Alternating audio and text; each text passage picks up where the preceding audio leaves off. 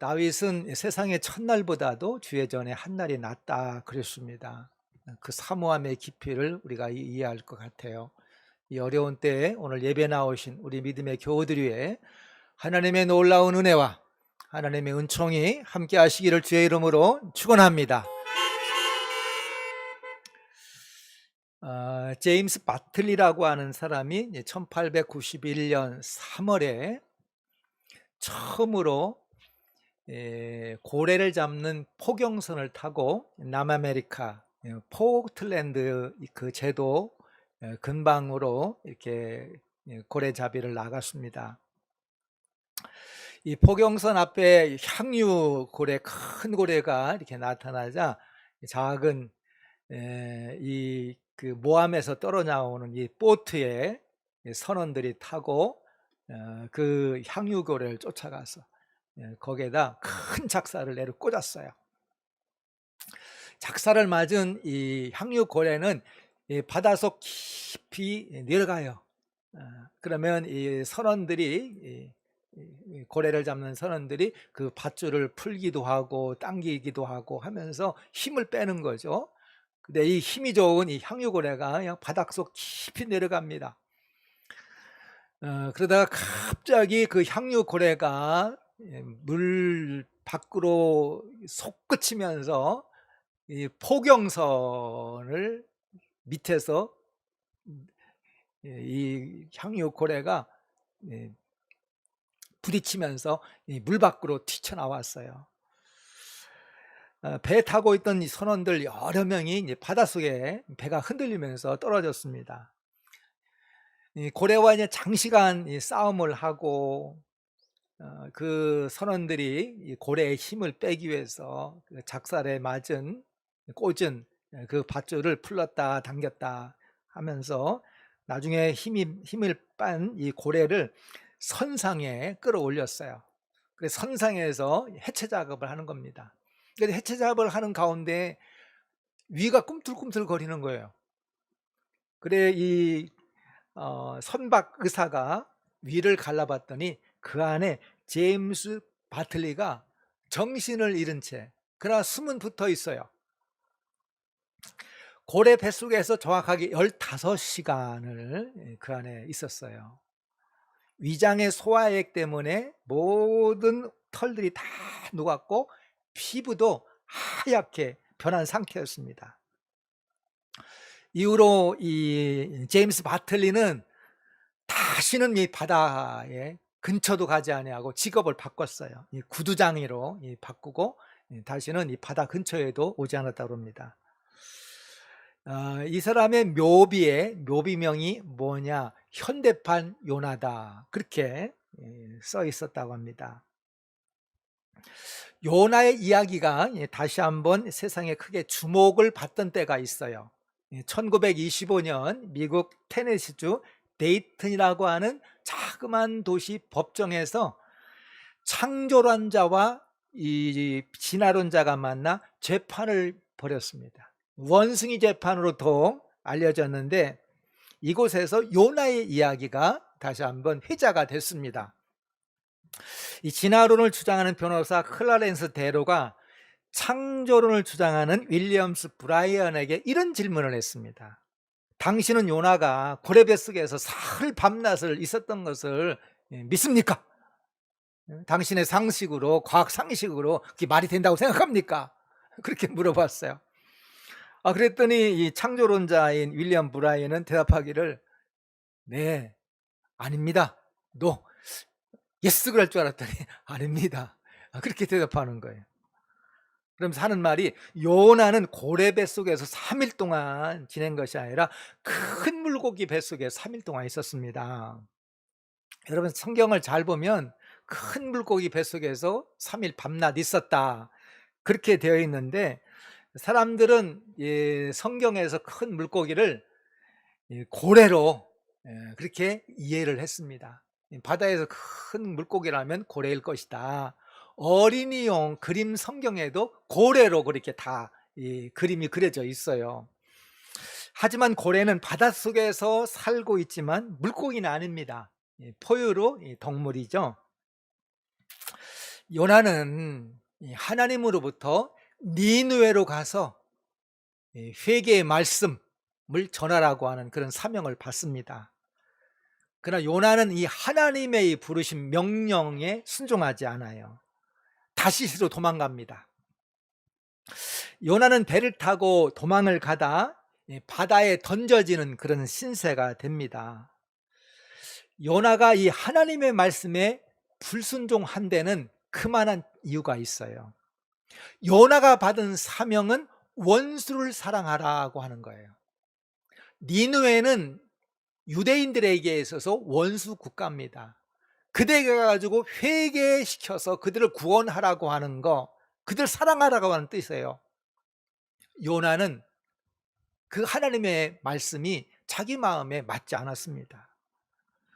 니느웨는 회개시켜서 구원할 것이 아니라 멸망시켜야 된다. 이게 요나의 근본적인 생각이었습니다. 요나는 이 특별한 예언자입니다. 구약 성경에 등장하는 많은 예언자들을 보면은 예언자를 세 부류로 그렇게 구분해 볼 수 있습니다. 첫째는 하나님의 말씀을 받지 못한 예언자가 있었어요. 하나님의 말씀을 전하면서 하나님에게서 말씀을 받지 못하고 이게 하나님의 말씀이다 고 전하는 그런 예언자들이 많이 있었어요. 이게 거짓 예언자죠. 하나님의 말씀을 받지 못했기 때문에 하나님이 주시는 참된 메시지가 아니라 거짓된 메시지를 전했습니다. 당시에 많은 예언자들이 하나님의 말씀을 전하지 않는 거짓 예언자들이 많았습니다. 이들의 특징이 있어요. 공통점이 사람들이 듣기 원하는, 사람들이 원하는 좋은 길한 그런 예언들, 그런 말씀들을 전하는, 근데 그거는 하나님한테 받지 않았어요. 하나님은 주신 적이 없어요. 그럼에도 불구하고 하나님에게 받은 것처럼 생각하면서 하나님의 말씀을 전하는 그런 예언자들이 있었습니다. 두 번째는 하나님의 말씀을 받은 예언자가 있어요. 하나님께서 이거 전하라, 하나님부터 받은 그 말씀을 전하는 예언자가 있습니다.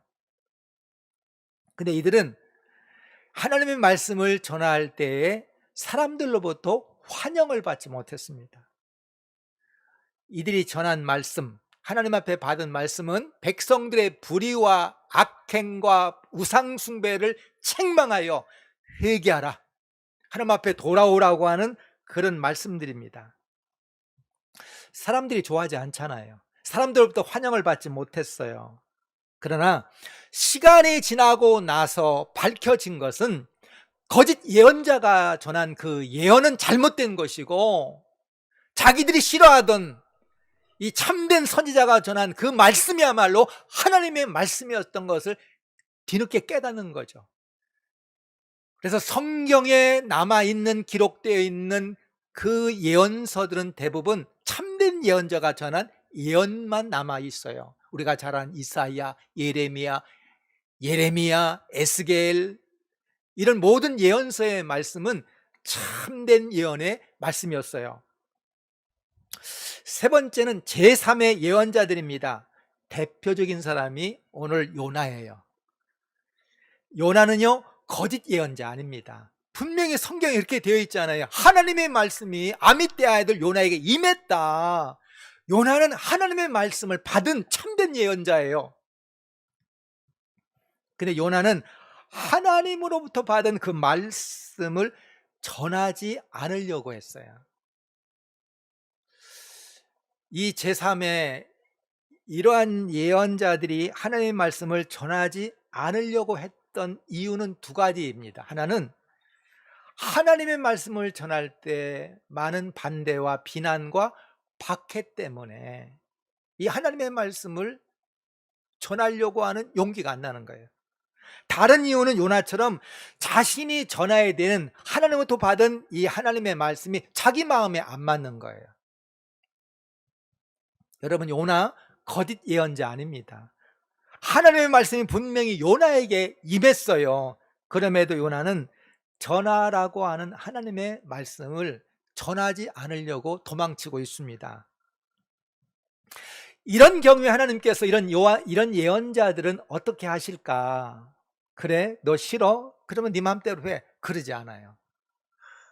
하나님께서 택하여 세운 예언자가 하나님의 말씀을 전하지 않으려고 직무유기하려고 할 때 하나님께서 포기하지 않고 말씀을 전하도록 몰아붙이는 게 있어.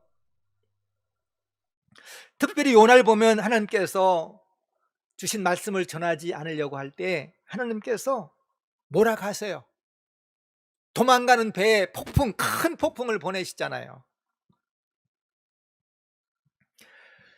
이 구약 성경에 나와 있는 다른 예언서와 요나서는 근본적인 차이점이 하나가 있어요. 어떤 차이점이 있냐면 다른 예언서 여러분 보세요. 이사야, 예레미야, 에스겔 다 보면은 예언자들이 백성들을 막 책망하는 말씀이 주된 내용입니다. 백성들 책망하잖아요. 하나님 앞에 돌아와라. 우상 숭배하지 마라. 교만하지 말라. 그런데 이 요나서는 하나님이 이 요나를 책망합니다. 하나님께서 요나를 책망하는 내용이 이 요나서 대부분 내용입니다. 요나를 깨닫게 하고 요나가 다시 생각하게 하고 돌아오게 하고 그 고집을 꺾게 하고 대상이 하나님이 요나를 책망하는 내용이 요나서의 차이점이에요. 여러분, 하나님께서 이 배를 타고 세상 끝으로 도망가는 요나에게 큰 폭풍을 보내셔서 그 앞길을 막습니다. 그럼에도 요나가 그 고집을 꺾지 않아요. 그때 하나님께서 요나로 하여금 바다에 던져지는 신세가 되게 하죠. 그래 요나는 큰 물고기 뱃속에서 3일을 지냅니다. 하나님 앞에 순종하지 아니하고 불순종하지 않으면, 순종하지 않고 불순종하면은 하나님께서 포기하시지 않고 순종의 길로 나오기까지 하나님께서 붙잡고 연단하시고 인도하신다고 하는 것을 우리가 다시 한번 기억할 필요가 있습니다. 오늘 성경 본문 17절에 보면 여호와께서 이미 큰 물고기를 준비하셨다가 요나를 삼키게 하셨다, 그렇게 되어 있어요. 여기서 우리가 주목해야 될 것이 한 가지가 있습니다. 큰 물고기가 하나님께 순종했다는 거예요. 예언자 선지자 요나는 하나님 앞에 불순종했는데 미물 물고기, 큰 물고기는 하나님 앞에 순종하더라. 불순종하는 예언자와 순종하는 이 큰 물고기가 대조되어 있어요. 요나의 철저한 불순종을 보여주죠. 근데 하나님 그럼에도 요나 포기하시지 않잖아요. 절대 포기하지 않은 하나님이시잖아요. 그런 줄 아시고, 요나가 그럴 줄 아시고, 그의 성향을 아시고, 그의 마음의 고집을 아시고 큰 물고기를 미리 예비하셨다가 요나를 삼키게 하심으로 요나가 구원받게, 죽음으로 끝나지 아니하고 살아나게 구원받게 하셔요. 바닷속에는 살 길이 없습니다. 여러분, 바다에 떨어진 사람이 살 수 있는 길이 어디가 있겠어요? 그냥 누구도 예상하지 못했던 놀라운 사건이 일어나는데 하나님께서 큰 물고기로 인하여 요나를 살리십니다. 요나가 큰 물고기 뱃속에서 사흘 밤낮을 있었습니다. 물고기 뱃속에서 3일. 여기에는 서로 상반된 양면성이 가지고 있어요. 물고기 뱃속은 인생 최고의 고통의 시간입니다. 인생 최고의 고통의 자리가 어쩌면 요나에게 있어서는 물고기 뱃속이에요. 근데 물고기 뱃속에서 3일은 놀랍게도 하나님의 깊은 은혜를, 구원의 은혜를 체험하는 그런 장소고 그런 시간이 됐다고 하는 거예요. 같은 물고기 뱃속이 한쪽으로 보면은 인생의 최고 고난과 역경의 시간과 장소였다면 반대로 신앙적으로 보면은 하나님의 놀라운 은혜를 체험할 수 있는 최고의 시간과 장소가 되고 있다는 것을 우리가 볼 수 있어야 됩니다. 요나가 물고기 뱃속에서 뭐 하고 있어요? 2장 1절 보니까 요나가 앞에 전에 있었던 행동과는 전혀 다른 행동을 해요. 요나가 하나님 앞에 기도하더라. 그의 하나님 여호와께 기도하더라. 그렇게 되어 있어요. 지금까지 요나는 하나님의 얼굴, 하나님의 낯을 피해서, 하나님 보고 싶지 않다는 하나님의 얼굴을 피해서 도망치고 있어요. 가장 멀리 도망치고 있었는데 기도가 뭡니까? 하나님의 얼굴을 바라보는 거예요. 하나님의 낯을 바라보는 겁니다. 하나님의 얼굴을 바라보는 거죠. 요나의 자세와 마음이 바뀌어진 거예요. 여러분에게 아마도 나름의 요나의 물고기 뱃속을 경험한 분들이 있을 거예요. 크고 작은. 그러나 나름대로 내가 인생에 요나의 물고기 뱃속에 3일 있었던 것 같은 인생의 경험을 내가 했노라. 그렇게 얘기할 수 있는 일들이 있을 것입니다. 개인적으로, 가정적으로, 교회적으로, 국가적으로, 세계적으로 이런 물고기 뱃속 3일 그런 경험들이 있어요. 우리나라도 보면 나라가 망하고 일제강점기 36년을 겪고 또 남북이 한국전쟁을 겪으면서 참 고통과 어려움과 연단의 시간, 무너지는 시간, 이것이 어쩌면 요나의 물고기 뱃속 3일과 같은 국가적인 그런 시간들이 아니었을까. 그것 때문에 오늘 작지만 이처럼 이 나라가 든든하게 그래도 위기 가운데 굳건히 설 수 있는 것이 아마 요나의 물고기 뱃속 3일이 국가적인 그런 집단적인 체험과 경험이 있어서 오늘날 우리나라가 이렇게 굳건히 설 수 있지 않을까, 그런 생각을 해봤어요.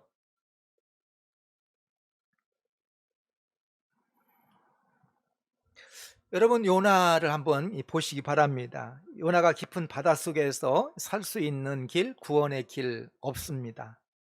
근데 단 하나, 큰 물고기 뱃속을 하나님이 준비하셨어요. 오로지 딱 한 길, 요나가 살 수 있는 길, 구원의 길, 생명의 길, 딱 한 길을 준비해 주셨어요. 구약 창세기에 보면은 노아가 홍수 심판 가운데 방주에 들어가서 그 온 가족이 구원받는 그런 이야기 여러분 잘 아실 것입니다. 모든 인류가 홍수 심판으로 다 죽었지만 노아 가족만 살았어요. 노아가 방주에 들어간 이유는 딱 한 가지입니다. 방주에 들어가야 살 수 있었기 때문에 방주에 들어간 거예요. 방주는 안락하고 편안한 좋은 환경이 아니었습니다. 온갖 동물들이 다 모여 있고 창문도 없고 좁은 공간 속에 소리 지르고 냄새가 나는 곳이 노아의 방주였어요. 근데 노아가 그 방주에 들어간 것은 오직 살 길은, 방법은 딱 한 것, 방주에 들어가는 것 밖에는 없었기 때문에 그곳에 들어간 것입니다. 저는 교회가 노아의 방주와 같다고 저는 그렇게 믿고 신앙생활하고 사역을 해요. 성도가 교회를 다니는 이유는 다른 것 없습니다. 딱 한 가지예요. 내 자신이 살려고 교회 다니는 거예요. 내 자신이 살려고 예수 믿고 하나님 믿고 교회 다니는 거예요. 교회는 누구를 위해 다니는 것이 아니죠. 나 자신을 위해서 다니는 거예요. 철없는 어린아이들 보면은 부모가 공부하라 그러면은 잘 하지도 않지만 하는 경우는 대부분 부모 위해서 합니다. 부모가 시키니까 부모 위해서 하는 거예요. 그 공부가 자신을 위해서 하는 것 철이 없어서 몰라요. 교회를 다니며 하나님 믿는 이유는 자신을 위해서 교회를 다니고, 목적이 뭡니까? 예수 믿는 목적이 뭡니까? 살려고, 내가 살려고. 이 노아의 방주는 호텔이 아니에요. 방주는 불편한 곳이고 시끄럽고 더럽기까지 하는 곳입니다. 환기시설이 없었어요. 숨이 막히는 곳입니다. 유대인 전설에 의하면은 이 사자가 스트레스를 받아서 노아의 다리를 물어서 평생 노아는 발을 절었다고 하는 그런 이 전설이 있어요. 교회는 온갖 사람들이 다양하게 모여요. 그러나 교회를 다니는 것, 다른 곳을 통해서 구원을 받을 수 없기 때문에 이곳에 생명이 있고 길이 있고 구원이 있기 때문에 우리가 하나님을 믿고 신앙생활을 하는 것입니다. 건강한 사람에게 이 병원은 참 불편한 곳입니다. 그러나 환자에게 병원은 구원의 장소예요. 비록 병으로 고통을 당하고 치료 과정이 힘이 들지 모르지만 의료진을 통해서 최고의 돌봄과 치료를 받을 수 있는 곳이 병원입니다. 병원 좋아하는 사람 누가 있겠어요? 환자도 깊은 병을 얻어 병원에 입원하면 고통스러운 경험을 하게 됩니다. 병원이 아니면 다른 곳에서 치료받을 수 없어요. 우리가 예수 믿고 신앙생활하는 이유와 목적이 바로 여기에 있는 거예요. 이 물고기는 전통적으로 예수님을 상징합니다. 우리 성도님 가운데 전에는 자동차에다 물고기 문양의 그런 이 심벌 마크를 뒤에 달고 다니신 분이 계셔요. 거기 심벌 마크 안에는 헬라어로 익투스라 그렇게 쓰여 있죠. 그 뜻은 물고기란 뜻이에요.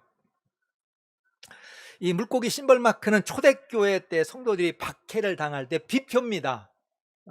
자기들끼리 이게 그리스도인이 아닌지 아니면 스파인지 그 물고기 표시를 가지고 그리스도인의 정체를 확인하고 자신의 정체를 보여주고 하는 것이 바로 그 물고기 모양이었어요.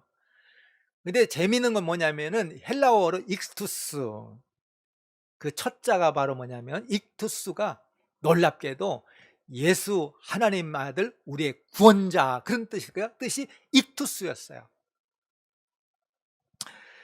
여러분 이 물고기 마크가 초대교회부터 자연스럽게 예수님을 상징했습니다.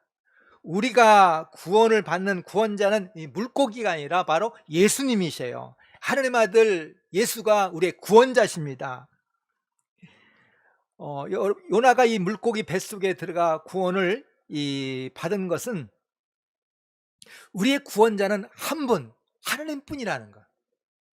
요나가 물고기 뱃속에 들어가서 구원을 받은 이 사건은 메시지가 분명합니다. 우리의 진정한 구원자는 한 분, 하나님만이 우리의 구원자라고 하는 거예요. 하나님만이 우리의 구원자이심을 증거하는 것입니다. 우리가 지난 시간 이 본문을 통해서 다시스로 가는 배 탔던 선원들이 큰 폭풍을 만났을 때 각자 자신의 이름을 불러가면서 기도를 했습니다. 근데 폭풍이 잔잔해지지 않았어요. 폭풍의 원인을 알아보기 위해서 선원들이 제비뽑기 하죠. 제비뽑기에 이 요나가 뽑힙니다.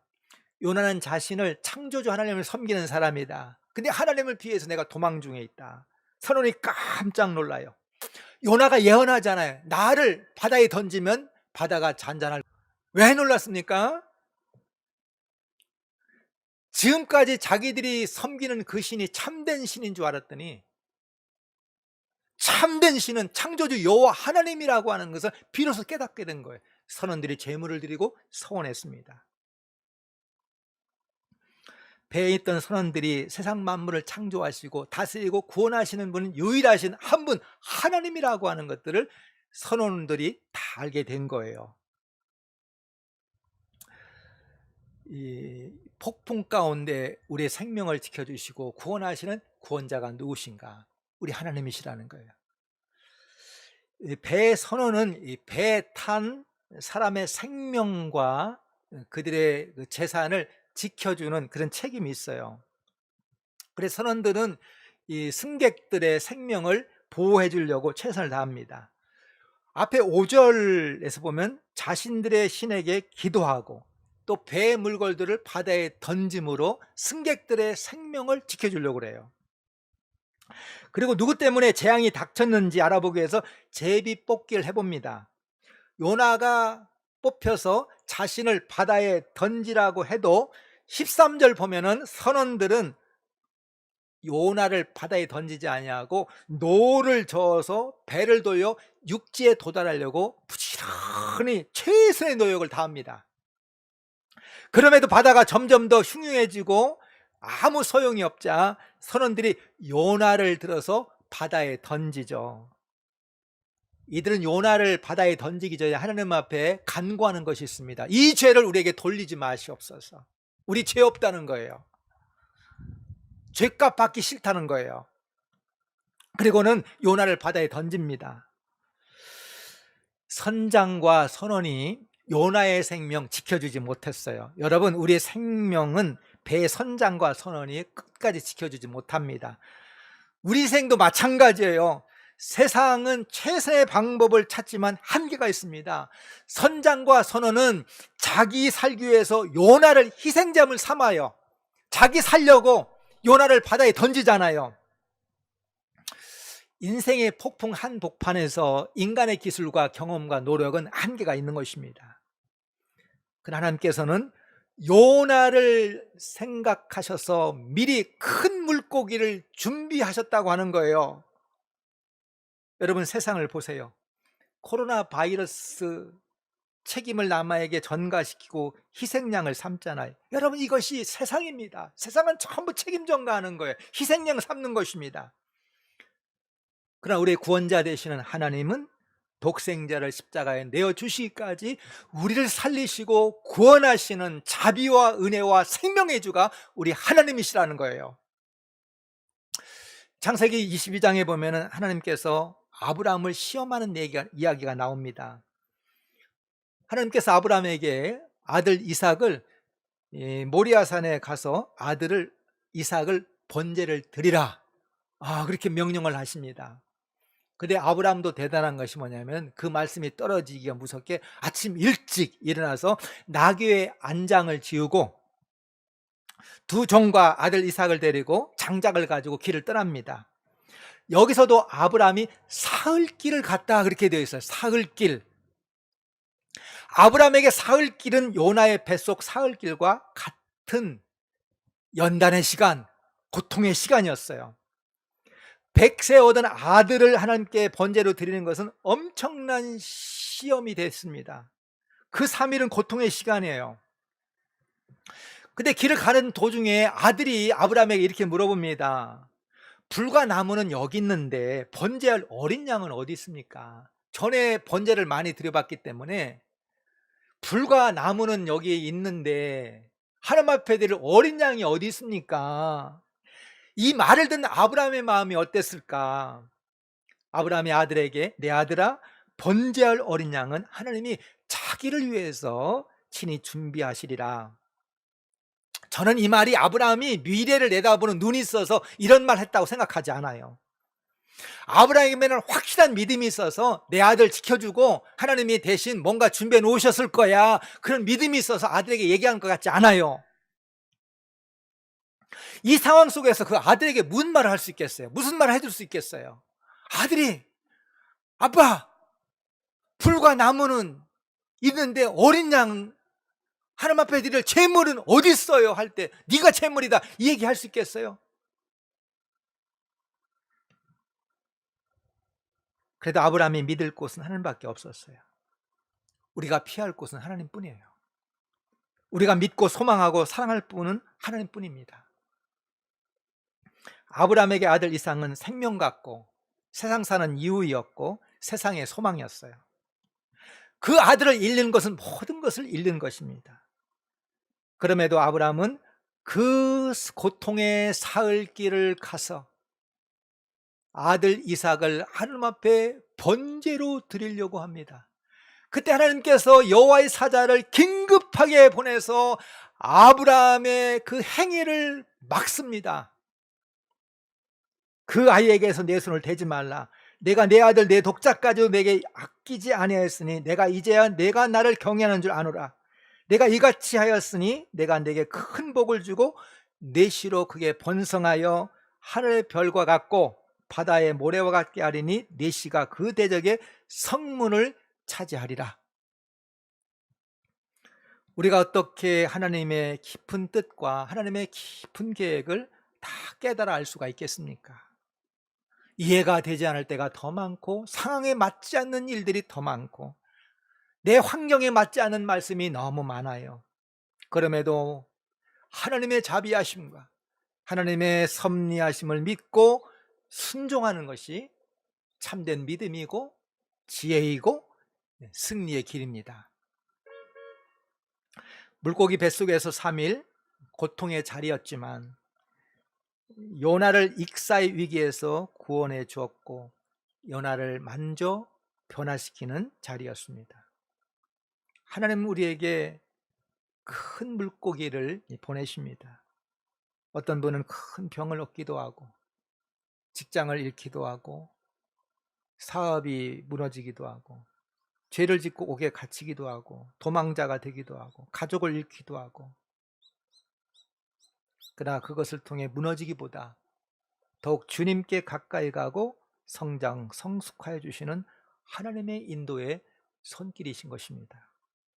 산성도 여러분, 물고기 뱃속의 요나를 통해서 인도하시는 하나님의 그 손길을 우리 모두 다 경험하시고 죽음의 자리에서 생명의 자리로, 고통의 자리에서 성숙의 자리로, 불순종의 자리에서 순종의 자리로 다 함께 나아갈 수 있기를 소망하고 축원합니다.